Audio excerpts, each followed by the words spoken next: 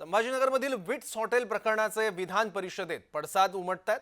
विरोध करायचा असेल तर कोर्टात करा असं शिरसाट म्हणाले। हॉटेलच्या मुद्द्यावरून विरोधकांकडून भांडवल केलं जातंय असा आरोपही शिरसाटांनी केलाय। बाळासाहेब ठाकरे असते तर जोड्यानं मारलं असतं असं संजय शिरसाट म्हणाले। मराठी माणूस पुढे चाललेला विरोधकांना बघवत नाही असा आरोपही संजय शिरसाट यांनी केला। राष्ट्रीय स्वयंसेवक संघाचे कोणतरी महान व्यक्ती ज्या वेळेला आपल्या कष्टाच्या पैशाने असं हॉटेल उभं करतो आणि त्याच्या कष्टाच्या पैशाचं आपलं सरकार एक घोषणा करतं, ना खाने दूंगा ना खाऊंगा ना खाने दूंगा, ही घोषणा करून मुख्यमंत्री आपण सभागृहात आहात की आपल्या संघाच्या एका माणसाने बनवलेलं हॉटेल ते कोणालाही विकलं गेलं असेल। आज गरीब मरतायत तिकडे, आपल्याकडनं अपेक्षा आहे की ह्या भ्रष्टाचाराला आपण मान्यता देता का? आणि जर अशा प्रकारे रिंग करून आपण सांगताय कोण आले नाहीत, हे पत्र आहे हॉटेल विकत घेणाऱ्यांचं, हे आपल्याकडे पाठवतो, त्यांना देता आलं असतं हॉटेल, परंतु सगळं दबावाखाली काम चाललेलं आहे।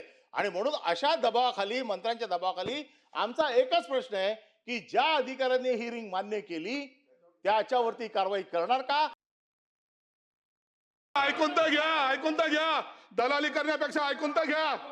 मी सांगतोय ना, तुम्हाला जर कायदा कळत नसेल तर आमच्याकडून शिकून घ्या,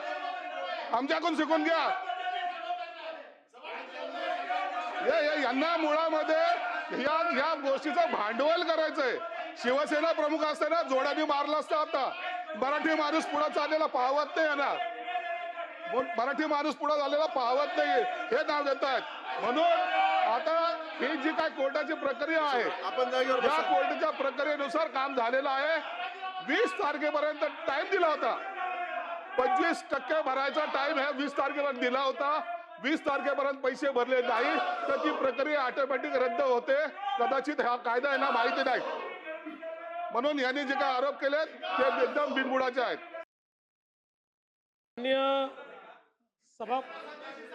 चे वडील अरे पूर्ण नाव घेतलं ना तुम्ही?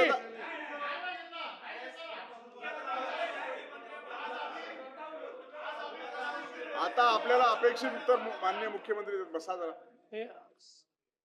प्रस्तुत प्रकरणामध्ये सन्माननीय महसूल मंत्र्यांनी स्पष्ट केलेलं आहे की ही सगळी प्रक्रिया रद्द करण्यात आलेली आहे, त्यामुळे नव्याने प्रक्रिया करण्यात येईल। मंत्र्यांनी देखील आपला खुलासा या ठिकाणी केलेला आहे, तुम्हाला मान्य असो की नसो त्यांचा खुलासा झालेला आहे। तथापि या ठिकाणी आपण काही मुद्दे मांडलेले आहेत आणि अशा प्रकरणामध्ये पारदर्शिता असली पाहिजे, म्हणून या संदर्भात अटी शर्ती किंवा इतर प्रक्रियेमध्ये कुठे अनियमितता झालेली आहे का याची उच्चस्तरीय चौकशी केली जाईल।